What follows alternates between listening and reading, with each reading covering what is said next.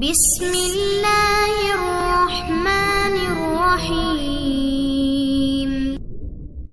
اعوذ باللہ من الشیطان الرجیم، بسم اللہ الرحمن الرحیم، اللہم صلی علی محمد وآل محمد۔ مومنین کرام، آج میں جس ہستی کا ذکر کروں گا اس ہستی نے اپنی ساری زندگی خدا کی راہ میں وقف کر دی۔ اس ہستی کا نام حضرت علی علیہ السلام ہے۔ مومنین کرام، نہ ہی میں حضرت علی علیہ السلام کے فضائل بیان کروں گا، نہ ہی مصائب۔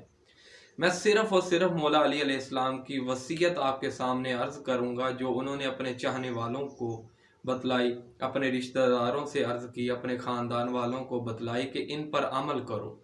پہلی وصیت جو مولا علی علیہ السلام نے اپنے چاہنے والوں اور اپنے خاندان سے کی تھی وہ یہ تھی کہ اللہ سے ڈرتے رہنا، یعنی تقوی الہی اختیار کرنا۔ پہلی وصیت مولا علی علیہ السلام کی یہ تھی۔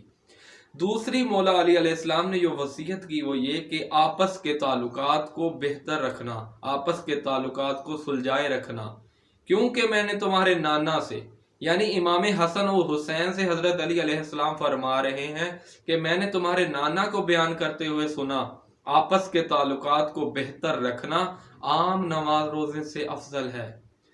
تیسری وصیت جو مولا علی علیہ السلام نے کی تھی وہ یہ تھی کہ یتیموں کا خیال رکھنا، کہیں ایسا نہ ہو کہ وہ تمہاری موجودگی میں تباہ و برباد ہو جائیں۔ اور چوتھی وصیت جو مولا علی علیہ السلام نے اپنے چاہنے والوں سے کی تھی وہ یہ تھی کہ ہمسایوں کا خیال رکھنا، کیونکہ خدا کے نبی نے اس قدر ہمیں نصیحت کی، اس قدر تاکید کی کہ ہمیں لگا کہ انہیں وراثت میں حق دلائیں گے، یعنی ہمسایوں کا خیال رکھا جائے۔ پانچویں وصیت جو مولا علی علیہ السلام نے اپنے کنبے سے، اپنے خاندان والوں سے، اپنے چاہنے والوں سے کی وہ یہ کہ قرآن پر عمل کرنا، کہیں ایسا نہ ہو کہ غیر تم پر سبقت لے جائیں عمل کرنے پر، لہٰذا قرآن کو پڑھا کرو اور اس پر عمل کیا کرو۔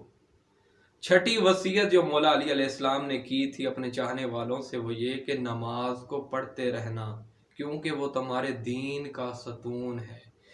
اور ایک اور وصیت مولا علی علیہ السلام نے کی وہ یہ کہ امر بالمعروف نہی عن المنکر کرتے رہنا، کہیں ایسا نہ ہو کہ اگر تم اس کو ترک کر دو اور بدترین لوگ تم پر مسلط ہو جائیں اور تم دعا کرو اور تمہاری دعا قبول نہ ہو۔